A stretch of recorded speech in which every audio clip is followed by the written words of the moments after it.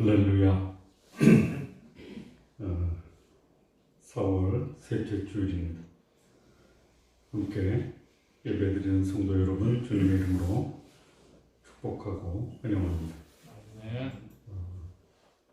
오늘까지가 사회적 거리두기 마지막 날입니다. 2주 연기. 2주 연기했습니까? 2주 연기했는데요. 네. 법적 제재는 아니고 자율성이 강조돼서. 그래서 우리는 그 4월 말까지만 사회적 거리두기에 참여를 하고 5월 첫째 주일부터는 1부, 2부 예배 정상적으로 드리도록 하겠습니다. 고생 많이 하셨습니다. 우리 함께 일어나서 묵도드리겠습니다. 온 땅이여 여호와께 즐거이 부를지어다. 기쁨으로 여호와를 섬기며 노래하면서 그 앞에 나아갈지어다. 여호와가 우리 하나님이신 줄 너희는 알지어다. 그는 우리를 지으신 자시요 우리는 그의 것이니 그의 백성이요 그의 기르시는 양이로다. 감사함으로 그 문에 들어가며 찬송함으로 그 궁정에 들어가서 그에게 감사하며 그 이름을 성축할지어다. 대저 여호와는 선하시니 그 인자하심이 영원하고 그 성실하심이 대대에 미치리로다. 아멘. 우리 일어서신 채로 찬양 드리겠습니다. 새 찬송가 32장, 통일 찬송가 48장, 만유의 주제.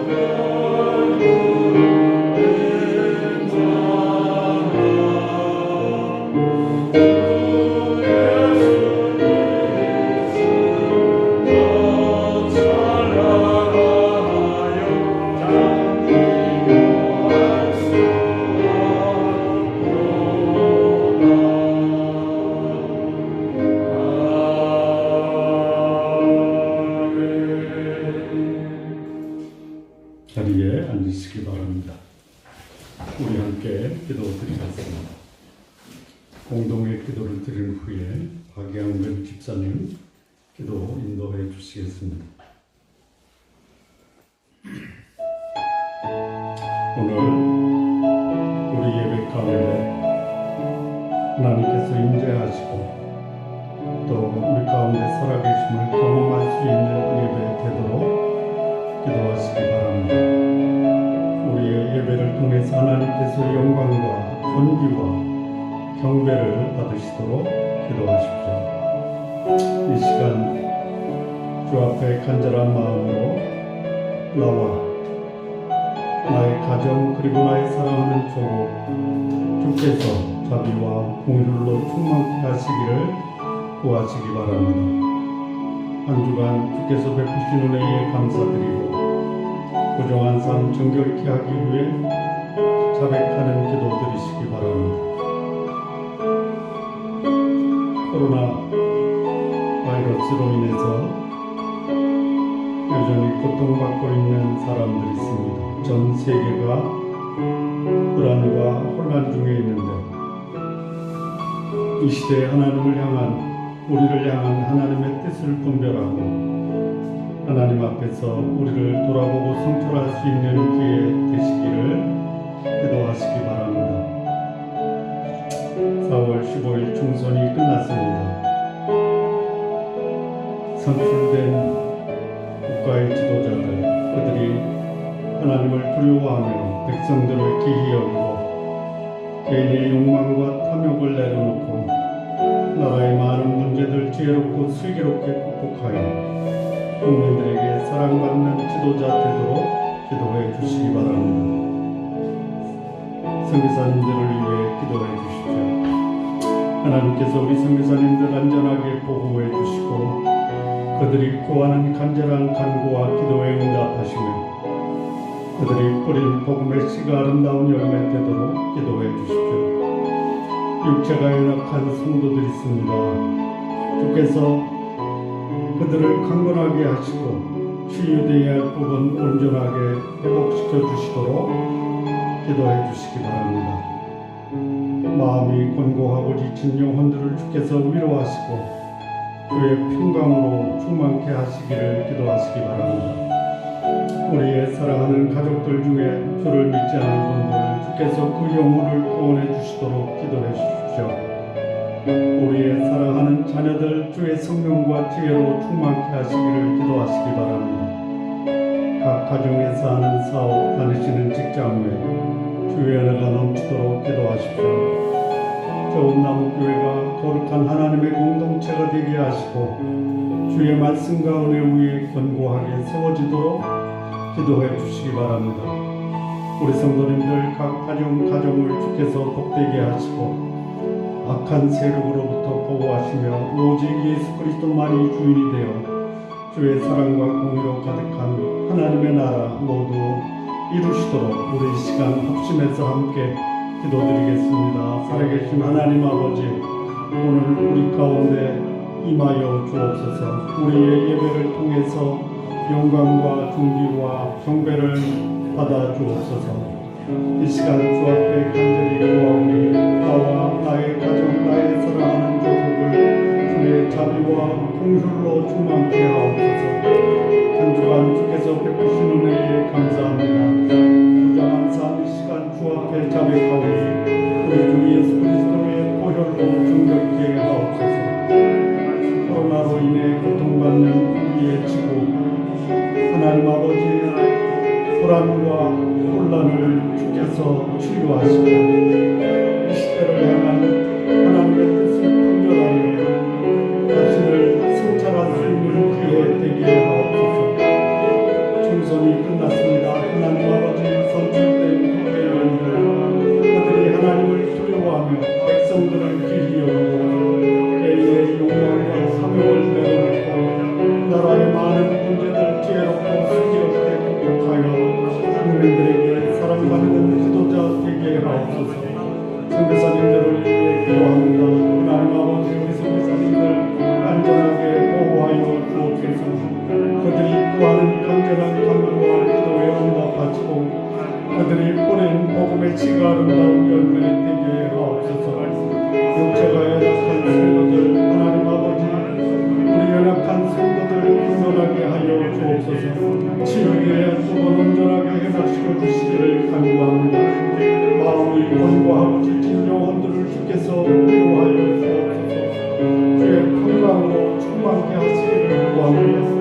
우리의 사랑하는 가족들 중에 주를 믿지 않은 분들 하나님 아버지, 그 영혼을 주의 분별하심으로 구원하여 주옵소서.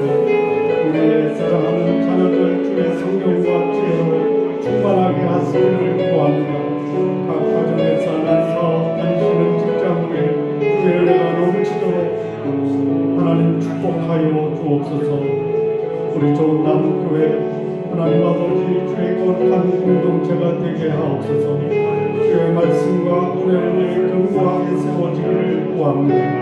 우리 성도님들 각 가정을 주께서 복되게 하시고 악한 세력으로부터 보호하시며 오직 예수 그리스도만이 주인이 되어 주의 사랑과 공의로 가득한 하나님의 나라 이루어 주옵소서. 박양근 집사님 기도 인도해 주시겠습니다. 하나님 아버지, 주님 전에 나와 함께 예배드리게 하심에 감사합니다. 아멘. 오직 주님만을 경배와 찬양하는 예배되게 하옵소서. 아멘. 삶 속에서 주님을 뜻을 구하고 행하며 주님과 예배와 기도로 호흡하게 하심에 감사합니다. 그럼에도 제 욕심을 따라 산 것을 회개합니다. 저희 죄를 용서하여 주옵시고 저희가 죄에 대하여 깨어있게 하옵소서. 십자가 믿음으로 자기를 부인한 삶을 살기 원합니다. 내 안에 있는 오만, 시기, 질투, 음욕, 욕망 등 죄성을 거부하고 내려놓고 내 자아가 사는 것이 아니라 성령 충만함으로 살게 하옵시고 가정, 교회, 직장에서 사랑, 헌신, 겸손으로 섬기게 하옵소서. 4년간 국민을 대표하는 국회의원이 선출되었습니다. 당리, 당량, 사리사욕, 속음의식이 그 사로잡혀서 잡히지 않게 하시고 주님의 뜻을 구하고 백성과 이 나라를 위하는 마음으로 나라를 보살피게 하옵소서. 말씀을 선포하시는 저희 목사님 위해 기도합니다. 영육간의 강건함을 허락하시고 선포하시는 말씀을 통해 우리의 삶에 생명의 말씀, 능력의 말씀 되게 하옵소서. 새로 부임하신 직장 가운데서 선한 내용을 나타내게 하옵소서. 선교사님들 영육간의 강건함과 필요를 채워주시고 숨겨진 곳에서 많은 열매 맺어 주님의 길을 예배하는 은혜가 넘치게 하옵소서. 건강하게 안전하게 지켜주시옵소서. 저희 자녀들 일찍 주님을 만나게 하시고 주님의 인도함을 받는 큰 축복을 누리게 하옵소서. 길어진 방학, 온라인 개학으로 변화된 환경에 잘 적응하게 하시고 나태하지 않고 깨어있게 하옵소서. 사업장, 직장에서 힘들고 연약한 부분을 주님께서 만져주시고 채워주셔서 주님의 의지로 잘 되내게 하시고 주님의 주신 비전을 바라보며 살게 하옵소서. 교회 모든 성도님들의 가정을 축복하옵시고 마음과 육신의 질병으로부터 회복시켜 주시옵소서. 주님 예배 가운데 오직 주님만이 영광 받으시고 저희 일생을 예수 그리스도로 채워주시옵소서. 예수님 이름으로 기도드렸습니다. 우리 계신 우리 아버지와 이름이 거룩히 여겨주시옵시고 나라가 임하옵시며 뜻이 하늘에서 이루어진 것 같이 땅에서도 이루어지리이다. 오늘 우리에게 양육하여 주시옵시고 우리가 우리에게 죄를 사하여 준 것 같이 우리 죄를 사하여 주옵시고 우리를 시험에 들지 말게 하옵시며 다만 하나님께서 구하옵소서. 나라와 권세와 영광이 아버지께 영원하옵나이다. 아멘.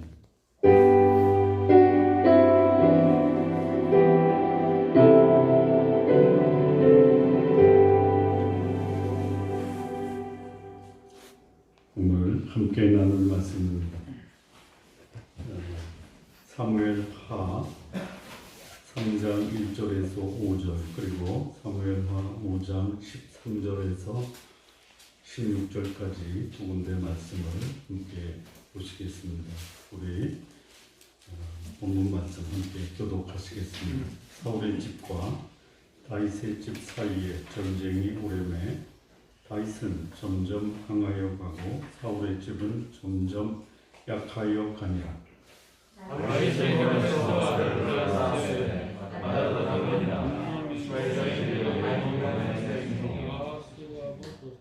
길르앗 둘째는 길르앗이라. 갈멜 사람 나발의 아내였던 아비가일의 소생이요 셋째는 압살롬이라.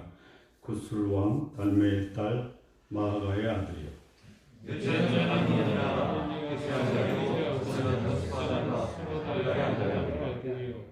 여섯째는 이드르함이라. 다윗의 아내 에글라의 소생이니 이들은 다윗이 헤브론에서 낳은 자들이더라. 다윗이 헤브론에서 올라온 후에 예루살렘에서 척들을 도와주었으므로 아들과 딸들이 또 다윗에게서 나니 예루살렘에서 그에게서 난 자들의 이름은 삼무아와 소박과 나단과 솔로몬과 이팔과 함께 읽겠습니다. 엘리사와 엘리야다와 엘리야다와.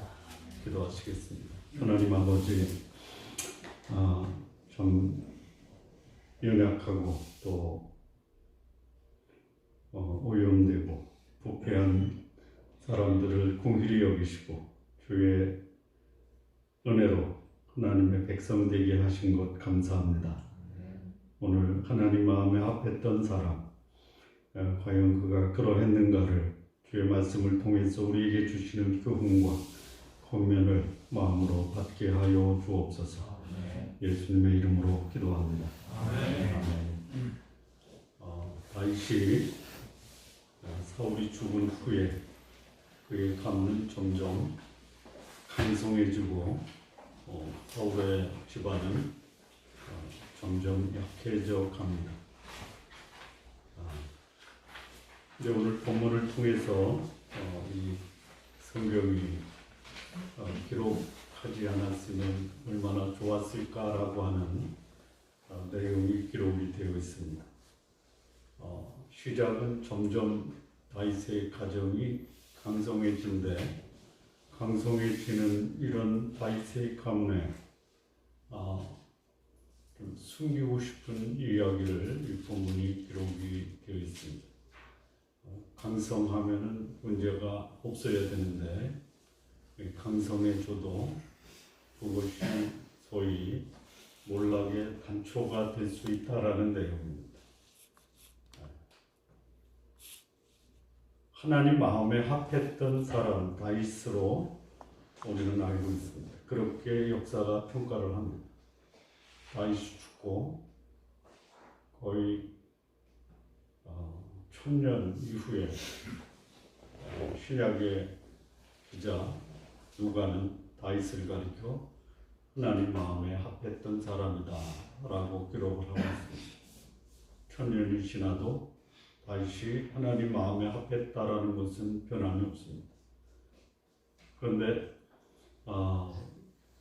오늘 우리 함께 예배드리는 성도님께 우리 성도님들은 하나님 마음에 합하십니까? 라고 제가 질문하면 다 큰 소리로 아멘 하시기 바랍니다.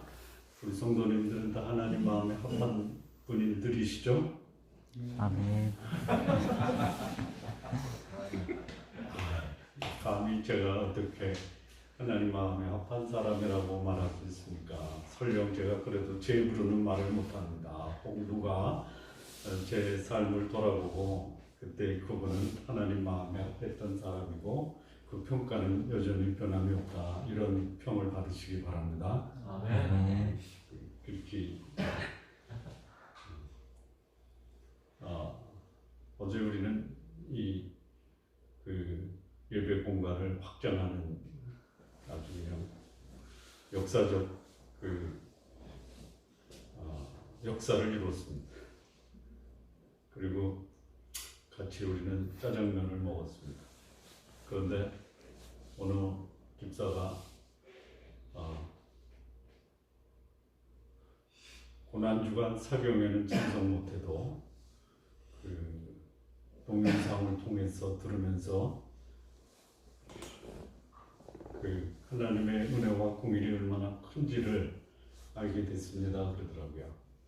그게 뭐냐면 아브라함과 다윗을 소개하면서 그들이 때로는 우리보다 못한 삶을 살았다라는 것이 오늘 제가 못된 삶을 사는데 얼마나 큰 용기와 회복의 가능성을 주는지 모르겠습니다.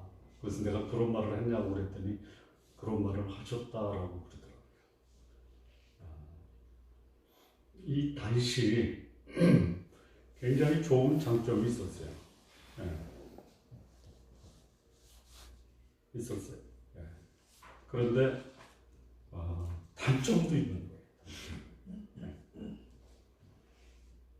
이 단점 중에 이 모든 사람이 가질 수 있는 단점이 있고 대부분의 사람이 갖지 않는 단점도 있어요. 그러니까 모든 사람이 가질 수 있는 이 다윗의 약점이 뭐냐면 목숨에 대한 위협을 받을 때 두려워 거짓말과 도망자 신세를 면치 못했다.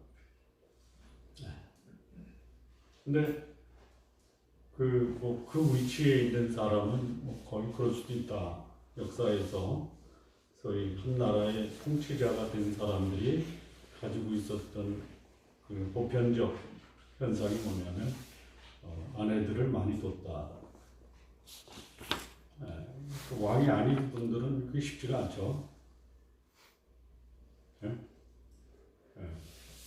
아마 그 나라의 통치자가 소위 가정을 잘 경건하게 보호하고 보존했다면은 아마 그 나라의 수명이 더 길어지지 않았을까라는 생각이 듭니다. 근데 그 아내를 많이 둔 것, 예. 그리고 그것이 자기 대에서 끝난 게 아니라 그를 이어서 이스라엘의 임금이 된 솔로몬은 그야말로 역사에 가장 많은 아내를 둔 임금이었다, 이렇게 평가할 수 있습니다. 그렇게 많은 아내를 기억할 수 있을까? 거의 1000명 정도가 되죠. 아내가 1000명이다. 감당할 수 있습니까? 제가 말씀드리는 것은 그 1000명의 여인들을 다 기쁘게 해줄 수 있냐라는 것이거든요. 가능합니까? 못해요. 근데 감당도 못하는데 왜 이렇게 많이 둬요? 네? 정략적. 정략. 결혼을 정략적으로 하는군요. 그러면 정략적 결혼이 어떻겠어요? 많이 하는 거죠. 그 당시에는 무슨 효과가 있겠죠. 그런데 결혼이라는 것이 어떤 순간적, 일시적, 어떤 제한적 기간 내에서만 이루어지는 사건이 아니잖아요. 이거는 한 사람의 생애에서 그 인생이 끝나고 나서도 그의 결혼 생활은 결코 역사 속에서 지워질 수 없는 그런 사건이다라는 거죠. 그러니까 하나님이 인간을 창조하시고 최초의 인간에게 주셨던 이 결혼에 대한 하나님의 교훈이 소위 하나님 마음에 합한 사람에 의해서 이게 속절없이 무너졌다라는 것이. 그래요? 이게 그렇습니다. 역사의 증언이고, 또 하나님 마음에 합한 사람도 소위 결혼과 부부의 문제에 있어서는 그도 그 문제 앞에 자유로울 수 없는 이런 모습을 얼마든지 보여준다라는 것이, 하나님이 인간을 창조하시고 인간에게 주신 아주 소위 원초적인 복이 뭐냐, 가정의 복입니다. 그리고 생업의 복이에요. 그리고 자연을 다스리는, 정복하는 복입니다. 그런데 하나님이 인간에게 주시지 않는 복이 있어요. 이거는 갖지 않는 게 복입니다. 가지면 그때부터 이게 재앙이 될 수 있어요. 그게 뭐냐? 사람을 다스리고 정복하는 것은 하나님이 인간을 창조하시고 주신 게 아닙니다. 그러니까 다스림과 정복의 대상은 피조물이에요. 인간이 아닙니다.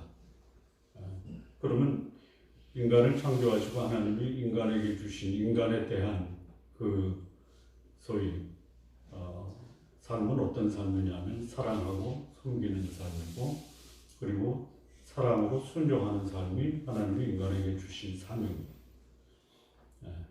그런데 인간이 오염되고 변질되고 죄를 지으면서 이 사람이 섬김의 대상에서 다스림의 대상, 정복의 대상으로 바뀐 거예요. 사랑의 대상에서 소위 요구의 대상으로 바뀐 거예요. 여러분, 사랑과 순종의 관계가 지배와 요구의 관계로 바뀌면 어떻게 돼요? 안 해봐서 잘 모르시죠? 싸움. 갈등과 대립과 반목과 싸움과 분열이에요. 그러니까 어느 인간도 이 죄로부터 벗어나지 못하면 사랑과 순종의 관계가 소위 지배와 요구의 관계로 바뀌는 겁니다. 네. 우리 성도님들 이렇게 주일날 경건한 마음으로 하나님께 예배 드리는 것에 대해서 참 존경의 마음을 드립니다. 네. 그런 전 성도님들의 이런 신앙이 개인과 가정과 직장에서 다 하나님의 뜻이 이루어지기를 바랍니다. 자,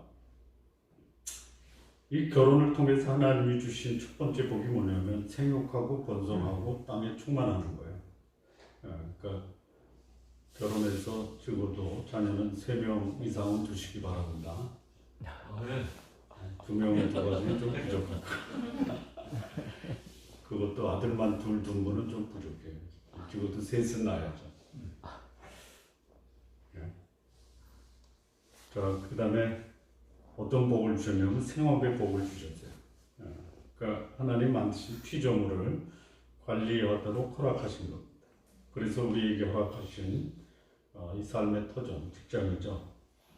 직장에서 최선을 다해서 우리에게 주어진 그 역할과 임무를 탁월하게 수행을 해야 된다는 거예요.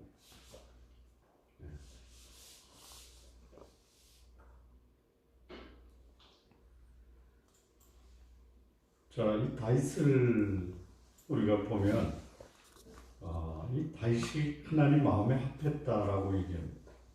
그런데 그에게 있어서 눈여겨봐야 될 영역이 뭐냐면 오늘 본문에 나온 것처럼 결혼입니다. 결혼 생활. 이 다윗의 모습을 볼 때 참 그냥 우리와 같은 이 평범한 사람이 봐도 참 걱정된다라는 마음이 드시죠? 걱정이 되죠? 하나님 마음에 합한 사람이 그의 가정을 보면서 걱정이 된다라고 한다면 가끔 하나님 마음에 들지 않는 삶을 살고 있는 사람들에게 있어서 속속들이는 알지 못해도 걱정되는 부분들이 많겠죠. 자, 여기 본문에 나오는 다윗의 아내 확인된 숫자가 몇 명입니까? 몇 명이죠? 확인된 숫자가 9명입니다. 9명. 근데 거기에 예루살렘의 그 수도를 정하면서 더 많은 처와 첩을 뒀다 이렇게 얘기해요. 자, 많은 아내를 하나님이 허락하셨습니까? 하나님이 허락하신 겁니까? 아니요. 허락하셨습니다.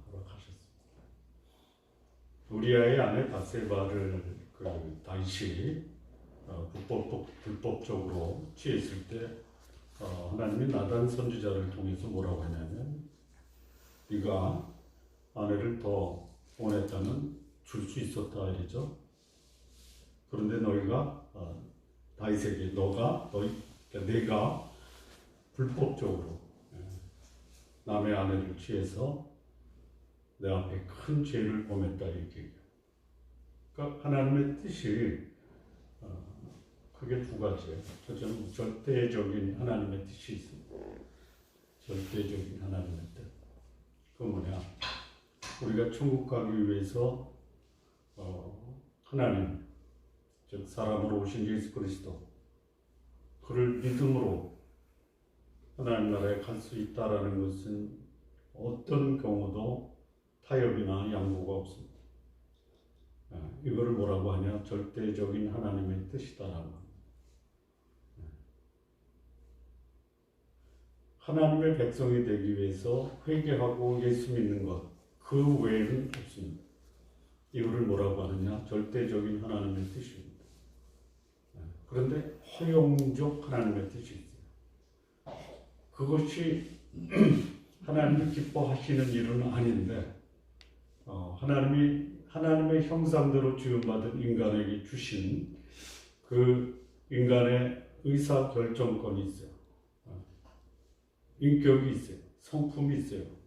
그래서 생각하고 고민하고 그리고 판단해서 결정하고 행동하는 것은 하나님이 각 모든 인간에게 주신 선물입니다. 이 선물을 가지고 하나님의 뜻에 합당한 삶을 살아야 되는데 때로는 그 소위 지식보다는 감정이 앞설 수 있어요.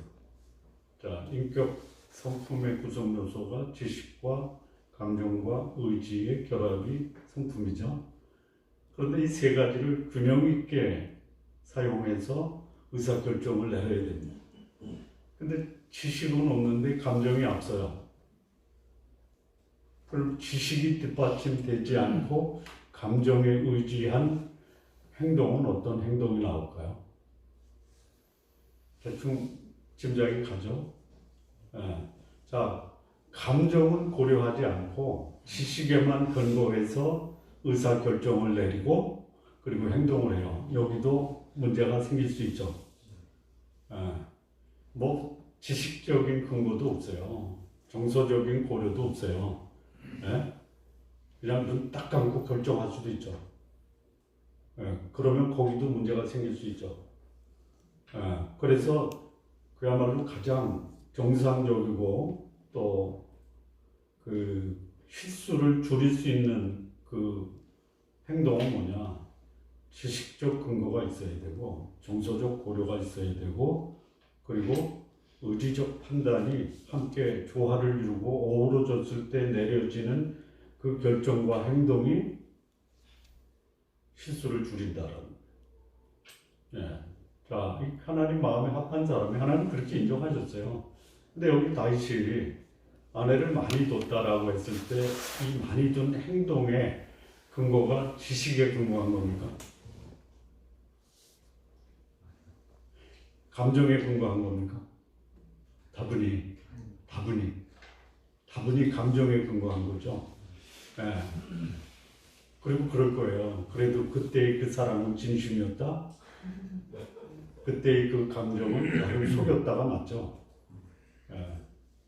그러니까 인격적 균형 잡힌 그 결정이 아니라 치우쳐진 근거에 의해서 결정을 내리고 그것에 대한 그 삶이 하나님 마음에 합한 사람이 이 역사적으로 그의 이 소위 가정에서 결정적인 문제가 됐다라는 거예요. 그래서 이런 그 소위 감정에 근거한 이 결혼 원칙과 기준이 없는 이 결혼 생활이 그의 인생의 말년을 아주 참담하게 만듭니다. 많은 실수와 잘못도 인생에서 많은 어려움을 겪게 하지만 특별히 결혼에서 그 인격적이지 못한 치우쳐진 근거에 의해서 한 이 결혼이 자신의 인생의 말년을 굉장히 비극적으로 만들었다. 이게 다윗이 보여주는 거예요. 다윗이 이제 나중에 이제 그 결혼 문제에 있어서 그가 맺은 열매를 보면요, 성장한 자녀들 간에 심각한 이 성적 부도덕한 문제가 발생합니다. 뿐만 아니라 자녀들 사이에 살인도 벌어져요. 또 아버지의 왕권에 도전해서 반역을 일으키는 자식도 생겨요. 이게 다윗의 가문에서 벌어진 거예요. 점점 왕성에 간 것만은 틀림이 없지만 왕성에 갔을 때 그가 그의 가정을 제대로 다스리지 못함으로 인해서 그의 인생의 후반전은 혼란과 분열과 갈등과 회오리 바람 영향을 받아서 아주 그야말로 어두운 그의 인생 겨울에 들어가는 거예요. 그래서 오늘 제가 본문은 사무엘하 3장하고 5장을 함께 이 말씀을 가지고 공부를 하는데 특별히 이 결혼에 대한 하나님의 뜻과 다윗의 결혼 생활에서 배우는 교훈이 무엇인가를 구약에 나오는 말씀을 가지고 함께 상고를 해보겠습니다. 첫 번째는 결혼은 한 남자와 한 여자가 부부가 되는 것이다. 이게 하나님의 절대적인 뜻입니다. 절대적인 결혼과 부부에 있어서 하나님의 뜻은 한 남자와 한 여자입니다. 창세기 2장 24절을 보면요. 이러므로 남자가 부모를 떠나 그 아내와 합하여 둘이 한 몸을 이룰지로다. 이건 절대적인 하나님의 결혼에 대한 명령입니다. 그러니까 하나님께서 인간을 창조하시고 또 창조된 인간을 보시고 가장 기뻐하시고 복을 주셨어요. 그게 뭐냐? 결혼이죠. 네. 그리고 이 결혼의 원리를 하나님은 사람들에게 알려주셨어요. 이 원리를 인간이 존재하는 한 영원히 하나님이 언약의 말씀으로 남기신 보배로운 약속입니다. 네. 이 결혼의 원리 첫 번째는 뭐냐? 남자가 부모를 떠나는 것으로 시작이 됩니다. 네. 결혼은 부모로부터 독립돼서 부부만의 공동체를 만듭니다. 네. 이게 첫 번째 하나님이 결혼을 위해서 우리에게 허락하신 하나님의 원칙입니다. 그래서 이 결혼한 부부는 부모로부터 건강한 정신적인 독립, 경제적인 독립, 또 할 수만 있다면 공간적 독립까지 해서 이 부부만의 공동체를 만들어야 됩니다. 그래서 이런 건강한 독립이 건강한 부부 관계를 형성할 수 있다라. 그래서 부모님들도 자녀를 결혼시킬 때 완전한 독립적 객체로 인정하고 사랑은 주고 관심은 주되 간섭이나 통제는 중단해야 된다라는 것입니다. 물론 자녀가 결혼을 해도 부모에 대한 효도 이거는 잊지 말아야 됩니다. 그 다음에 두 번째 결혼의 원칙은 뭐냐면 아내와 연합하여입니다. 아내와 연합하여. 이 연합이다라는 것은 소위 연합을 위해서 이 연합이라는 것이 물리적 연합이 아니라 화학적 연합이죠. 그래서 우리 말에도 궁합이 맞아야 된다 그랬죠. 근데 궁합이라는 단어가 영어로 뭔지 아시죠? 모르세요? 요즘 젊은이들은 아주 일상적으로 쓰는데 케미라고 그러잖아요. 케미 들어보셨어요? 처음 들어보시죠? 그러면 이건 들어보셨죠? 케미스트리 들어보셨죠? 화학의 화학. 그러니까 화학적 결합이라는 거예요. 그러니까 일심동체라는 거예요. 생각, 삶의 방식, 삶의 방향, 가치관, 친밀감, 이것이 하나가 된다. 그게 연합의 의미. 그래서 이 연합을 위해서는요, 그게 가만히 결혼만 하면 되느냐? 안 돼요. 안 됩니다. 죄로 오염된 인간은요, 지배하려고 하는 속성과 이용하려는 속성의 화학적 결합이 가능합니까? 물리적 결합은 되죠. 지배와 요구에 두 사람이 만나면 이거는 그냥 공존하는 것이지 연합하는 게 아니에요. 그러면 이 연합 두 사람의 그 연합이 화학적 결합이 되기 위해서는 어떤 관계가 되어야 돼요? 사랑과 순종의 관계가 돼요. 원초적으로 하나님이 말씀하신 그 말씀으로 돌아가지 않는 한 진정한 연합이 어렵다. 그러니까 사랑과 순종의 관계가 지배와 요구의 관계로 바뀌면은 한 물리적 공간 내에 공존은 가능해도 화학적 결합, 연합의 차원에서는 쉽지가 않다는 거예요. 근데 안 되는 이유가 아까 얘기했다시피 지배와 요구거든요. 이 지배와 요구를 다른 말로 말하면 뭐죠? 다른 말로 말하면 개인의 욕망이다라는 거예요. 욕망. 그러니까 결혼한 상대자를 자기 소위 욕망의 수단으로 생각하는 한 결코 하나님이 만드신 이 결혼의 아름다운 그 축복을 누리기가 어렵다. 그래서 부부가 연합하는 삶을 살기 위해서는 자신을 희생하고 또 상대를 먼저 생각하는 이런 삶이 전제돼야 이 결혼이 아름다운.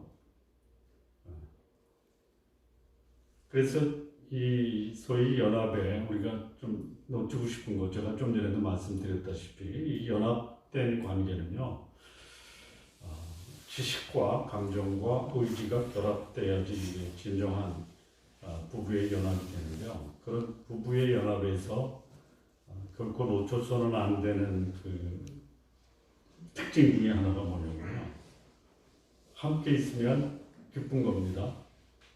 함께 있으면 행복한 거예요. 함께 있으면 즐거운 거예요. 이거를 한마디로 뭐라고 해요? 행복. 행복. 이걸 뭐라고 하냐면 친밀감이라고 하는 거예요. 친밀감. 저 사람하고 있으면 불편해. 이건 친밀감이 아니죠. 근데 왜 저 사람하고 있으면 불편해요? 전혀 모르시는 것처럼 그러시네. 왜 저 사람하고 있으면 행복하고 즐겁고 기쁘고 함께 있으면 더 같이 있고 싶어 해야 되는데 함께 있으면 불편한 이유가 뭐예요? 제가 말씀드렸잖아요. 너무 나한테 요구하는 게 많은 거예요. 그리고 나를 소위 그 자신의 소유물로 생각해서 함부로 대하는 거예요. 그러면 이거 뭐 연합이 되겠어요? 안 되죠. 그런데 이게 자신의 욕망을 극복하지 않으나 그 집에 당해줄 수 있어요. 사랑하면 다 주잖아요. 자녀들한테 말 안 들어도 다 주는 이유가 뭐예요? 그러면 부부관계에서도 내 마음에 안 들어도 다 주면 될 거 아니에요. 쉽지는 않다. 쉽지는 않다. 자, 결혼의 세 번째 하나님이 주신 원리는 뭐냐면요, 둘이 하나가 되는 거예요. 둘이 하나입니다. 육체적 연합에. 그러니까 결혼은 영적, 정신적, 육체적 결합인데요.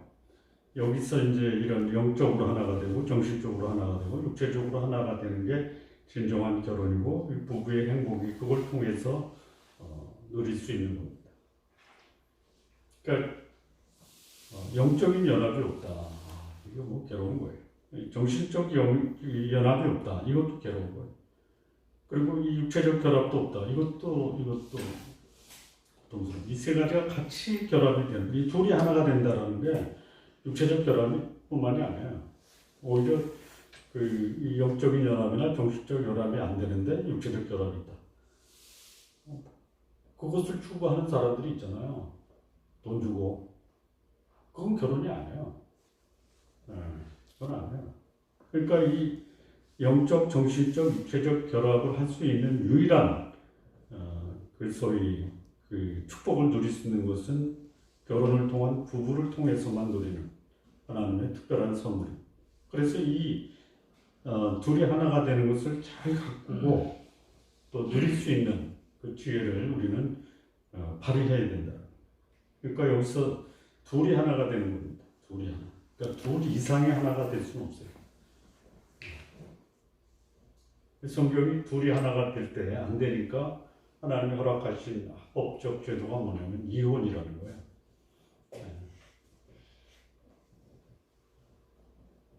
인간의 연약함을 아시기 때문에 하나님이 허락하십니다.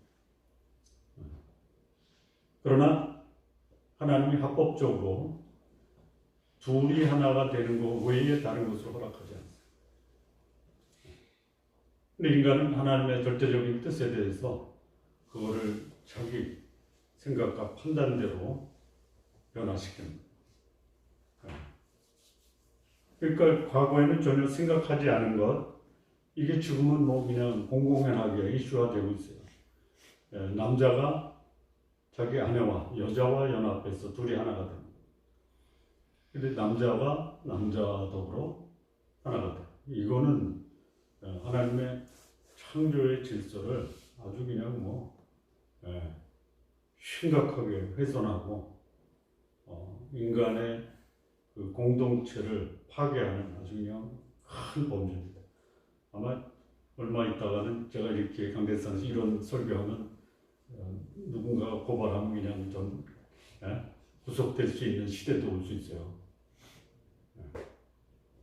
그러니까 이성 간의 결혼을 하나님이 허락하시는데 동성 간의 결혼. 그러니까 우리 시대가 하나님을 외면하고 하나님 말씀을 거절하는 시대입니다. 그러나 그런 하나님의 절대적인 뜻을 왜곡하고 거역하고 또 불순종하면요, 그 절대적인 하나님의 뜻에 거절한 대가는 본인이 받습니다. 이게 결혼의 첫 번째, 성경이 우리에게 주는 교훈입니다. 두 번째는요, 왜 하나님이 한 남자와 한 여자를 만들어 부부가 되게 했느냐. 이거는 경건한 자손을 얻기 위한 하나님의 뜻입니다. 말라기 2장 5절을 보면요, 죄송합니다. 2장 15절입니다. 15절. 그에게는 영이 충만하였으나 오직 하나를 만들지 아니하셨느냐. 어찌하여 하나만 만드셨느냐. 이는 경건한 자손을 얻고자 하시니. 그러므로 내 심령을 삼가 지켜 어려서 맞이한 아내에게 거짓을 행하지 말지.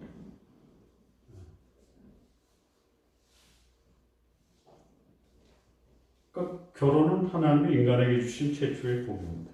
결혼을 통해서 생육하고 번성하여 땅에 충만한 것이 하나님의 계획이에요. 그러니까 자식을 많이 낳는 것이 하나님의 계획이에요. 이게 틀림없는 겁니다. 그래서 자식을 많이 낳기 위해서 여러 명의 아내를 통해서 자식을 많이 낳아도 된다라는 것이 아닙니다. 요즘 같아서는 자식 많이 못 낳죠. 우리 집안의 어르신 중에 구남매를 두신 분이 있어요. 미국 역사에 가장 위대한 그 하나님의 역사를 감당했던 집안이 조나단 에드워드 집안인데요. 그 조나단 에드워드는 20대 초반에 결혼하고 그 아내는 10대 후반에 결혼을 합니다. 그리고 자녀를 아들 삼형제에 딸 8에 아들 3을 낳았어요. 11명이에요. 그리고 이 조나단 에드워드는 55세에 세상을 떠납니다. 그리고 미국 기독교 역사에 가장 위대한 영향을 끼친 사람이고요. 그의 할아버지인가요? 할아버지가 프린스턴 대학을 설립하신 분이고요. 그 다음에 그 당시 미국에 천연두가 창궐을 했어요. 그때 이 조나단 에드워드가 천연두 백신을 개발하기 위해서 자기 희생을 합니다. 그리고 55세에 세상을 떠나요. 근데 그 가정의 특징, 그 특징이 미국의 역사에 가장 위대한 가문을 만들었는데 뭐냐면 부부관계예요.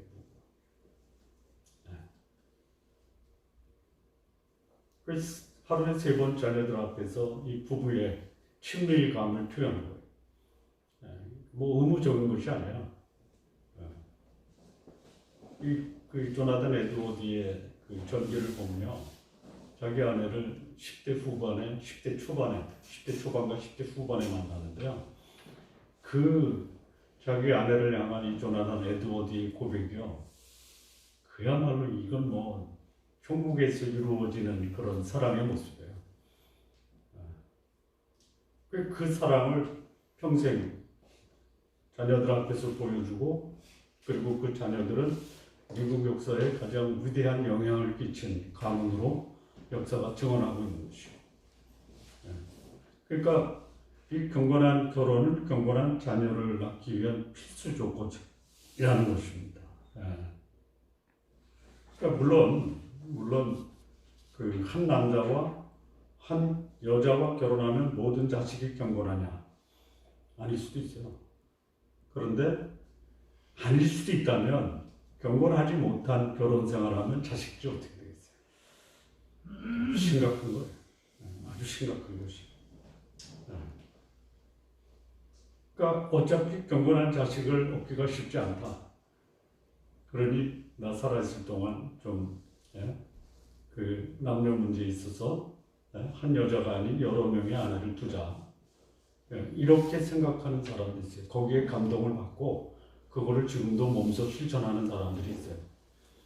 그것은 대단히 잘못된 결코 그의 인생 후반전이 자기가 행한 이 결혼 행위를 통해서 맺어지는 열매가 그 인생을 아주 참담하게 만들 수 있다는 것이.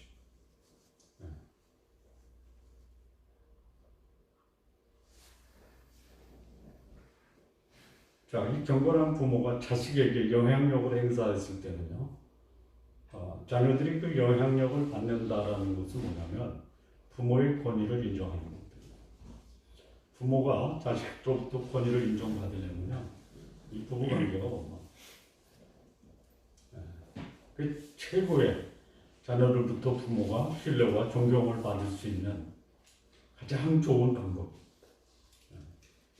그랬을 때 자녀들이 부모의 권위에 신뢰를 보내고 또 부모가 하는 그 자녀 교육에 대한 효과가 제대로 나올 수 있다.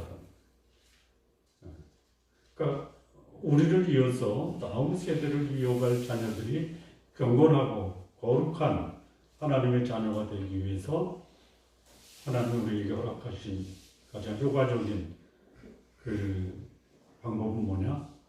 경건한 부부 생활을 하는 거다라는 거죠. 자, 세 번째입니다. 세 번째.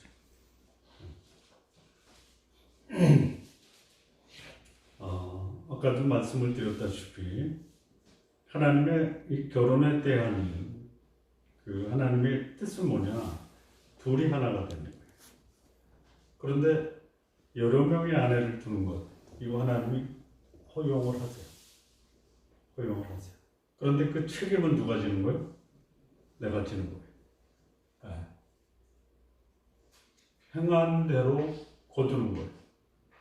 신명기 17장 17절을 보면요, 그에게 아내를 많이 두어 그 마음이 미혹되게 하지 말 것이며 자기를 위하여 은금을 많이 쌓지 말 것이니라. 여기 이제 저희 결혼에 있어서는 아내를 많이 두지 말라. 왜 그래요? 그러면 마음이 미혹이 된다.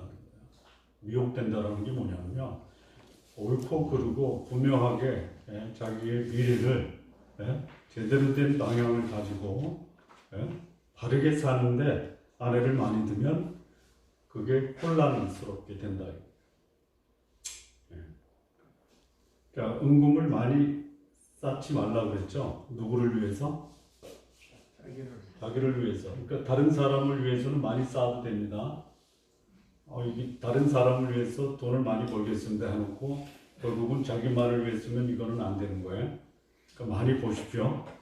많이 베푸십시오. 이건 여기 나오니까 그냥 한번 그냥 짚고 넘어가는 겁니다. 자, 한 남자와 한 여자가 결혼하는 이 결혼의 하나님의 원리는 세월이 지나도 변하지 않는 하나님의 뜻입니다. 그런데 인간의 욕망, 이기심이 역사를 통해서 소위 권력 있고 돈 있는 사람들이 아내를 많이 10명을 둔 거예요. 이게 관행처럼 퍼집니다. 그러니까 성경의 인물 중에 결혼에 대해서는 하나님의 뜻을 온전히 순종한 자가 있어요. 적어도 결혼에 관한 한 남자와 한 여자가 결혼한 성경의 인물이 누가 있습니까? 누가 있어요? 이삭. 요셉. 또 누구요? 이삭. 아브라함. 이삭. 이삭. 이삭. 있어요. 두 명밖에 없나요? 베드로.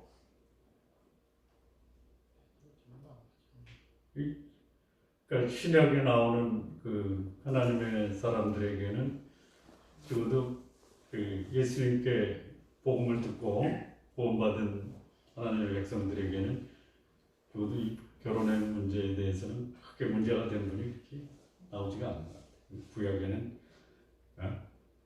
아주 그냥 그 소위 그 하나님이 그들에게 권력과 재물을 준 이런 통치자들에게는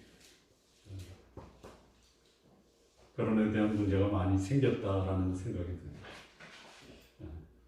그러니까 하나님 마음에 합한 사람, 믿음의 조상, 그들의 모습에서 바람직하지 못한 그런 모습을 가정에서 보게 됩니다. 그래서 그것으로 인해서 가정이 불안해지는 거예요. 흔들리는 거예요.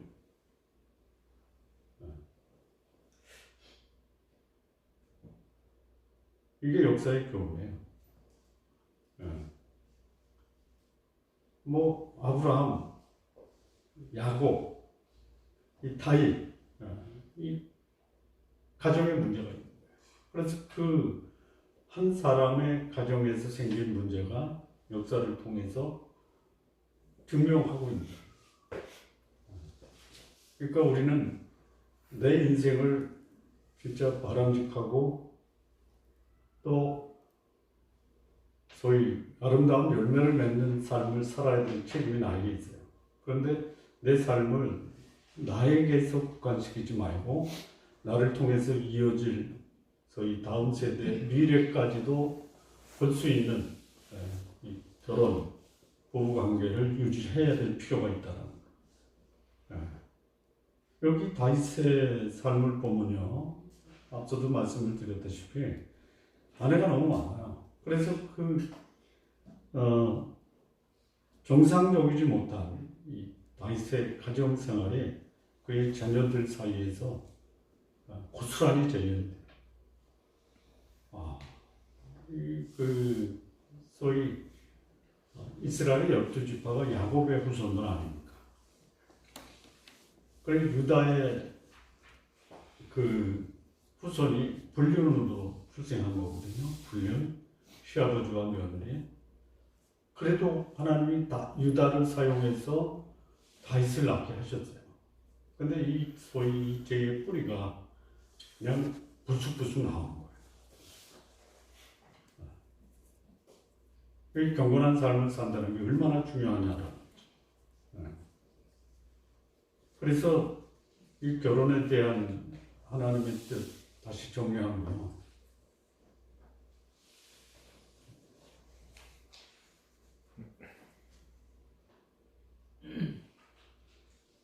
둘이 하나. 그리고 경건한 자손을 위해서는 이 둘이 하나가 되는 거, 경건한 가정을 잘 유지해야 된다. 그렇지 않으면 다윗의 집안에서 벌어지는 그런 참담한 모습이 오늘날도 재현될 수 있다. 그러니까 좀 마무리 짓겠습니다. 인간의 이 욕망 또는 이기심이 이 경건해야 할 부부 관계를 변질시켜버려요. 시기와 질투, 미움과 다툼으로 번지는 것. 이게 부부 사이에서 오늘날까지도 이게 일상적이다, 보편적이다는 아니지만 누구도 이런 그 부부 관계에서 대립과 반목, 시기와 질투는 면제될 수 없다라는 거죠. 그래서 이 결혼 제도에 대해서 사회 문제가 됩니다. 그리고 소위 사랑과 헌신의 부부 관계가 이제는 어떤 기호와 취향의 부부 관계로 변질되는 모습도 있어요.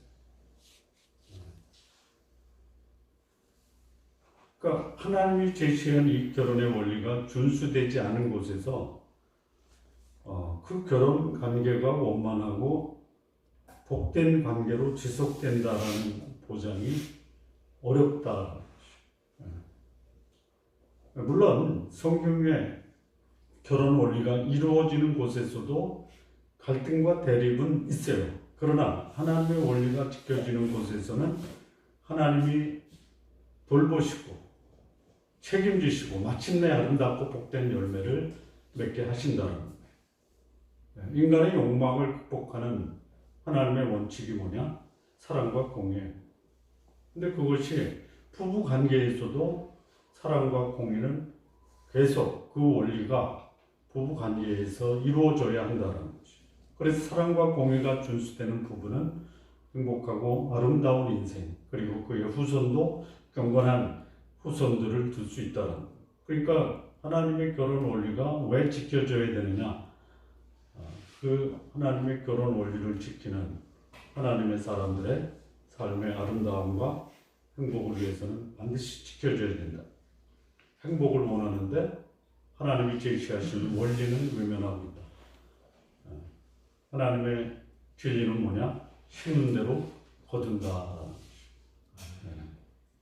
나의 가정, 나의 자녀의 행복을 위해서라도 부부관계는 하나님 원리에 맞는 그런 그 삶을 우리 성도님들 다 살아가시기를 진심으로 바랍니다.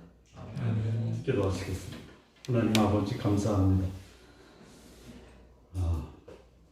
하나님 마음에 합했던 다윗이었지만 그에게 있어서 치명적으로 연약한 부분, 소위 결혼의 관계에 있어서 그가 원만치 못했던 그 모습을 우리에게 하나님 알려주시고 또 우리에게 다윗의 결혼 생활을 통해서 가르쳐 주신 교훈을 우리의 삶을 통해 성찰하고 돌아볼 수 있는 복된 말씀 되게 하신 것 감사합니다.